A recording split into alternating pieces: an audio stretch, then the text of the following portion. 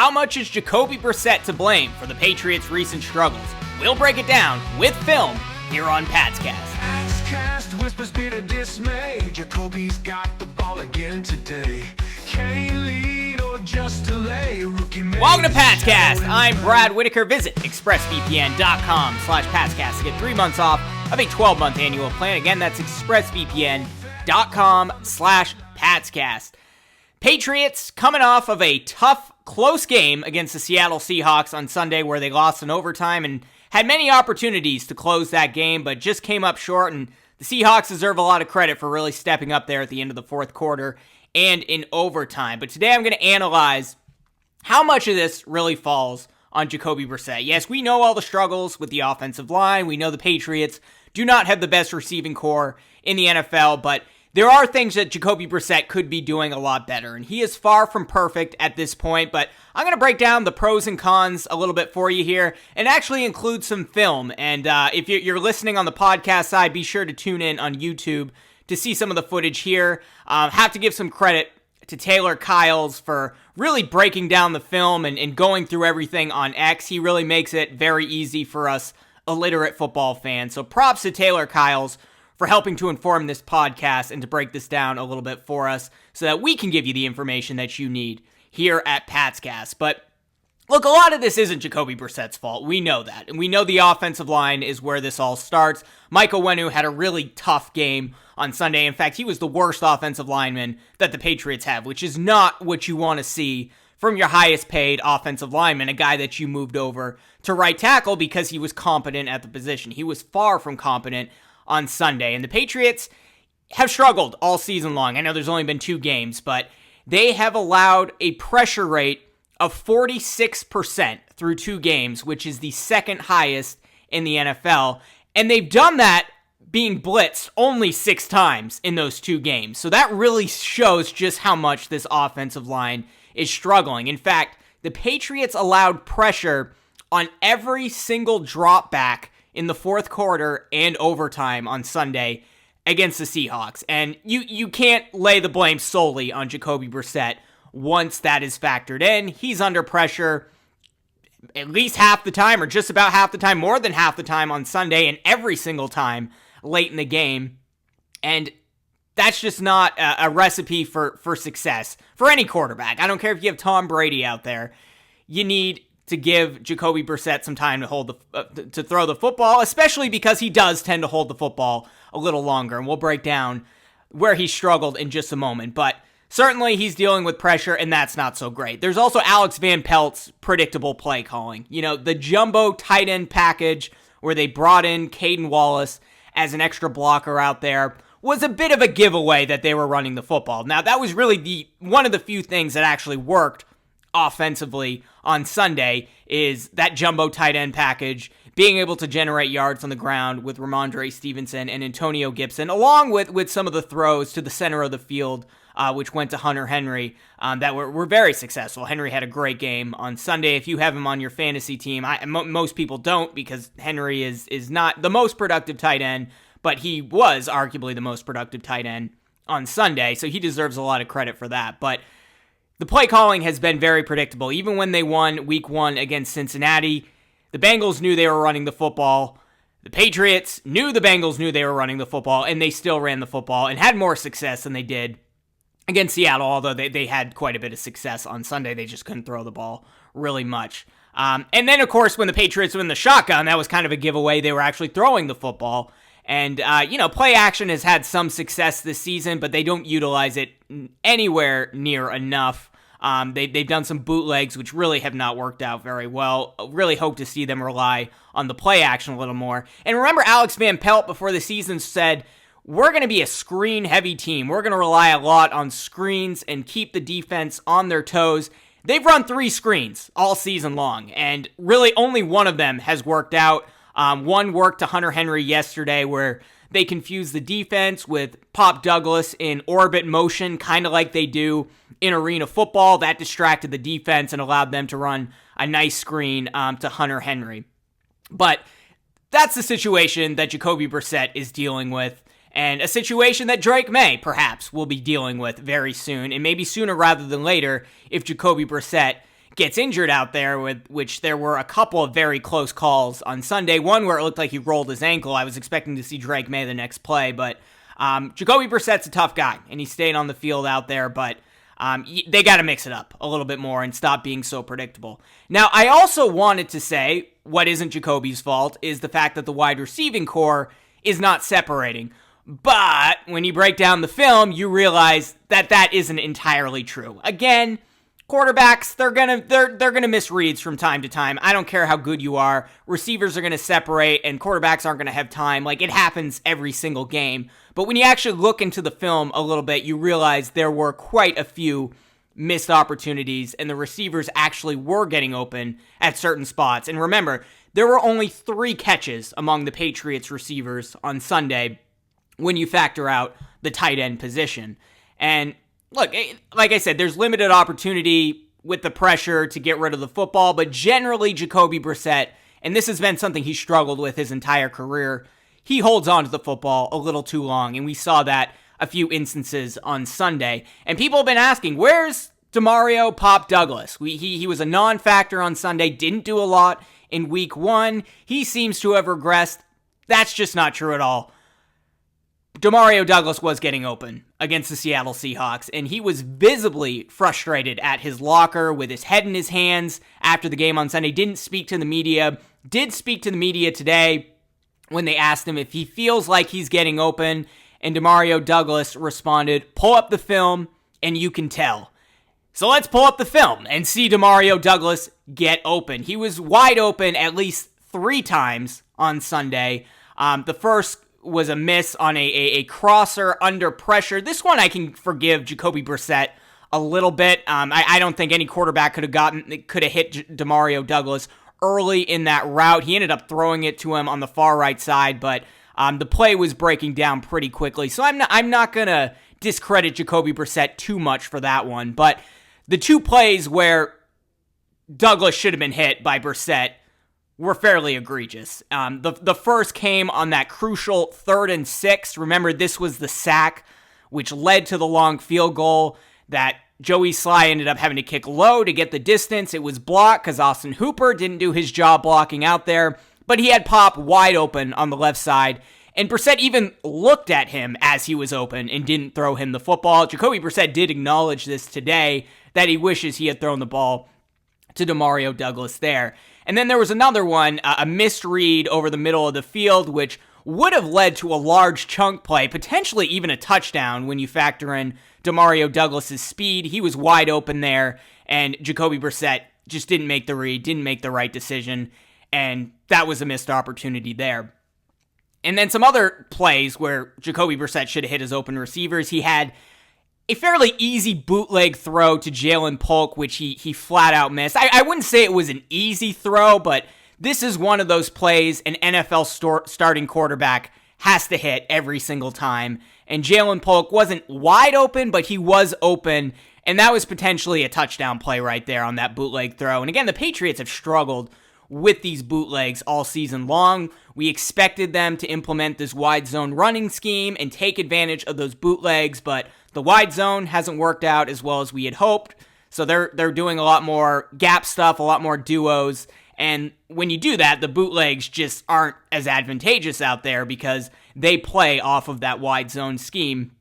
But that's a throw Jacoby Brissett has to make. But perhaps the most egregious missed throw of the day for Jacoby Brissett was Austin Hooper wide open on the middle and right side of the end zone, where Jacoby, for some reason, just couldn't take his eyes off of Hunter Henry to the sideline. Even though he was looking in Austin Hooper's direction during the scramble drill, he had him wide open. He had him open early in the center of the end zone, and then he had him open late on the right side of the end zone during the scramble drill, and he decided to essentially throw it out of bounds to Hunter Henry on really a catch that is hard to make. And those are throws you have to make. And this is where I think Drake May has the advantage when he eventually gets in there. And I've been an advocate on this podcast that Drake May should have started week 1. But at this point, like, you don't abandon the plan. Keep sticking with Jacoby Brissett. He may not even be healthy after Thursday night's game against the New York Jets if Sunday's game against the Seahawks was any indication. But you got to get Drake May out there eventually. And I'm eyeing that Week 5 game against the Miami Dolphins, which seems very winnable, with Tua perhaps missing most, if not all, of the season with another concussion. But Drake May, as we saw in the preseason, and I know it was the preseason, not going against these complex disguises and defenses that Mike McDonald put together on Sunday. That's going to be different for Drake May, but overall, he gets rid of the football a lot quicker. He doesn't hold on to it. I think he's more accurate than Jacoby Brissett. He can extend plays with his legs and escape the pocket a lot quicker than Jacoby Brissett, and I think that's where he gets the advantage there. But at the same time, Jacoby Brissett hasn't thrown an interception yet this season, and I'm not sure that would have been the case had Drake May started Week 1 and had he started these last 2 games. So what is Jacoby Brissett doing well? It's not all bad, and I don't want to make it sound like it's all bad. In fact, I think he's playing better than most of us expected. In fact, right now he's ranked 10th in the NFL in QBR, which is quite surprising. He's also 10th in success rate and has a 14% pressure to sack ratio, avoiding many would-be sacks. He only had 3 on Sunday, which is pretty astonishing considering he was pressured on more than 50% of his snaps. I also think Jacoby Brissett's been a lot more mobile and quicker than expected. As Gerard Mayo has pointed out, he is one of the slowest quarterbacks in the league, yet for some reason, he is able to escape the pocket and extend plays and throw on the run. Even if he's not the most accurate doing it, he's been better than expected there. And most importantly, like I said, he hasn't turned the ball over yet this season. And as we saw with Mac Jones, as we saw with Cam Newton, that is so important. You don't need a quarterback out there that's going to put your team in trouble and throw interceptions. And I'm not sure that would be the case if Drake May were starting right now under all of this pressure. He might revert back to his old bad habits at North Carolina had that been the case. So Jacoby Brissett deserves a lot of credit. Good QBR, not taking a lot of sacks considering what he's dealing with, and not turning the football over. I think he's better than expected. So you have to give him some credit there. But at the end of the day, he is a very good backup quarterback, but he should not be starting in the NFL at this point in his career unless the starting quarterback goes down. But hey, a good bridge guy before Drake May ultimately gets in there. But what should the Patriots do next? What are the lessons learned coming out of this game? Well, they need to rely a little bit more on the play action and less on the bootlegs. Like I said, the wide zone stuff not working out super well. It's worked out occasionally, but they are, again, like the Matt Patricia year, slowly reverting back to the Josh McDaniels offense, a watered-down version of the Josh McDaniels offense with a lot of more power runs and duos. And when you do that, bootlegs aren't going to work. Play actions are probably going to work a lot better. They're running the ball more than just about any team in the NFL right now. So utilize that play action there and keep the defense on their toes. And that's only going to help the passing game and the running game if you do that more often than they've been doing. But I think perhaps most importantly, they got to go to the quick game.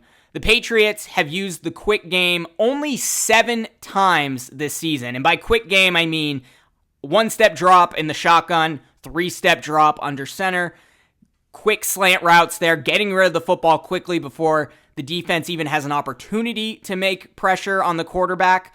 Patriots need a pull from the 2018 divisional round game against the LA Chargers. Remember that? They had one of the best pass rushes in the NFL, one of the most elite defenses in the NFL. Many people were picking the Chargers against that kind of low-performing Patriots team that ultimately won the Super Bowl that year, a really surprise postseason, and they blew out the San Diego Chargers. I think they scored like 40-something points, and the reason why is because they utilized the quick game. They had those short routes.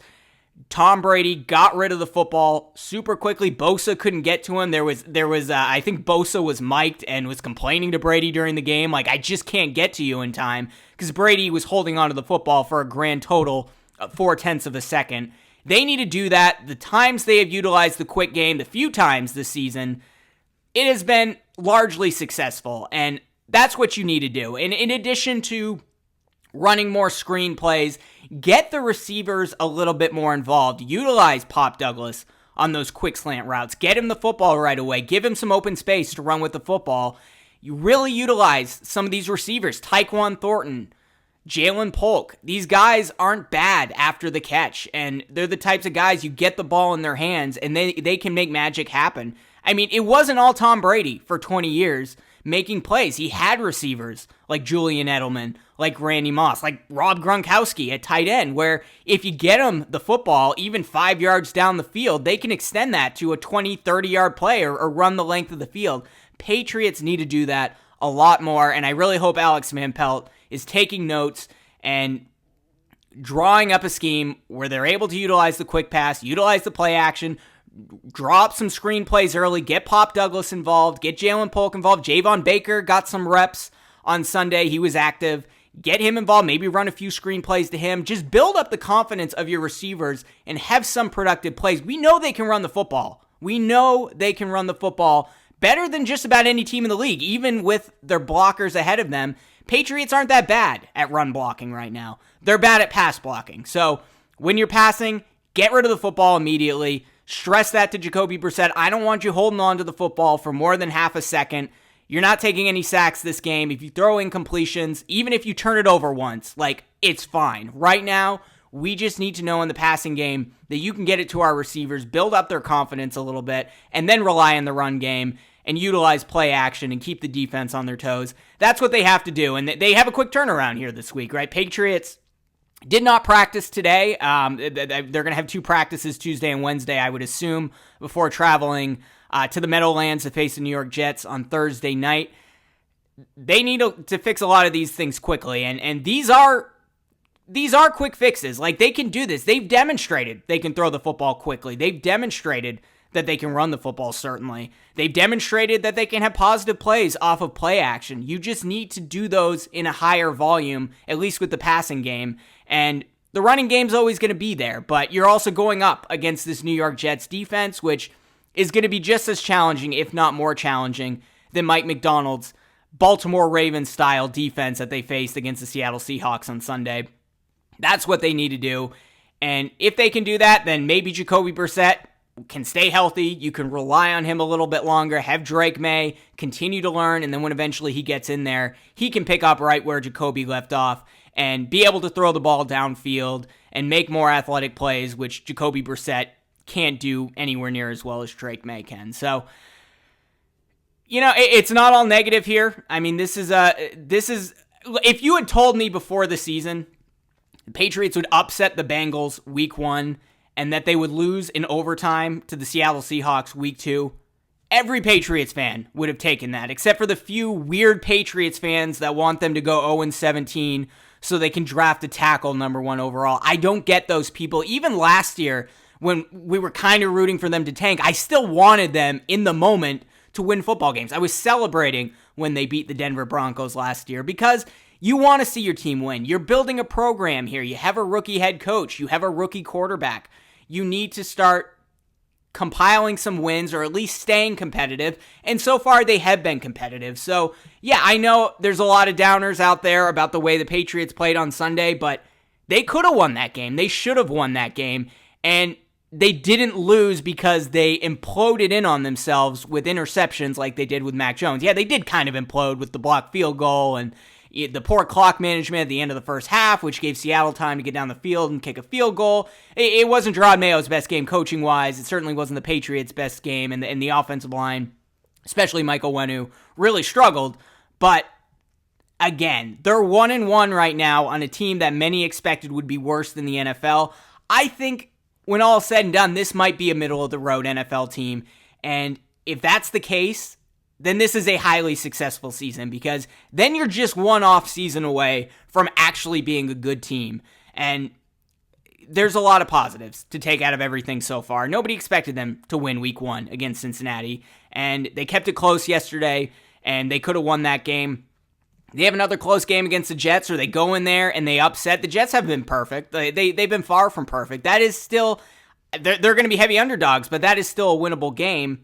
Maybe not so much week 4 against San Francisco, but they have an opportunity to really build up the confidence in this group, get things ready for Drake May, and maybe even stay competitive and be looking on the outside in at the playoff picture late in the season. And if that's the case, then this is a highly successful season, and Gerard Mayo deserves a lot of credit. And I give Gerard Mayo a B+ at this point. And the reason I do is because this team is buttoned up. This team is conditioned. They just don't have the personnel at the moment. And they had a great game plan week 1. They had a pretty solid game plan week 2. I love their halftime adjustments on Sunday, but they didn't adjust mid-game the way I would have liked them to see, and Gerard Mayo even acknowledged that in his post-game press conference. So I give him a B+ so far, which is pretty good. I'm very encouraged about the future of this team, and there's a lot of parity in the NFL. We don't know who the best teams are. I mean, right now the best team could be the LA Chargers, or it could be the Minnesota Vikings. Like, we don't really know, and some of these teams that we're looking at in the schedule and going, that's going to be a tough matchup, may not be so tough after all. They could win some real surprise games this year, and it's going to be exciting to see what happens. But appreciate your support here at Patscast. Like, this is a side hustle, fun hobby for me. It was nice to include a little bit of film. I can't do this every day. There's copyright issues. There's all sorts of things. But the more support I get, the more subscriptions, especially on YouTube, the more you like these videos, the more resources we're going to have to continue to grow and continue to make this be an exciting podcast that hopefully brings a little bit of different commentary from what Patriots fans are getting in other places. So if you like this video, be sure to smash that like button. It really helps us. Be sure to subscribe to the channel on YouTube. Hit that notification bell, or subscribe if you're listening on Apple Podcasts or Spotify, and we'll see you throughout the rest of the week. Cast whispers bitter dismay. Jacoby's got the ball again today. Can't lead or just delay. Rookie Mays shadow in play.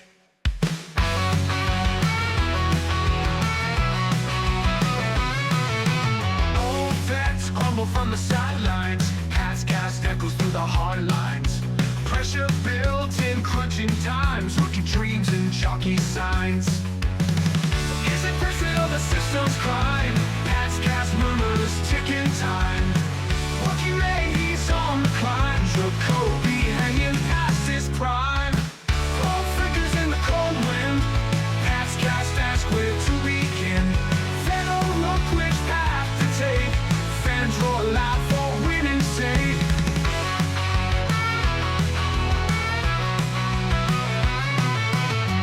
Endless debates on every down. Jacoby carries the weight of town. Cast hollers through the night. Will new blood bring morning light? Is it Brissett or the system's crime? Cast murmurs ticking time. Rookie May, he's on the climb. Jacoby hanging past his prime.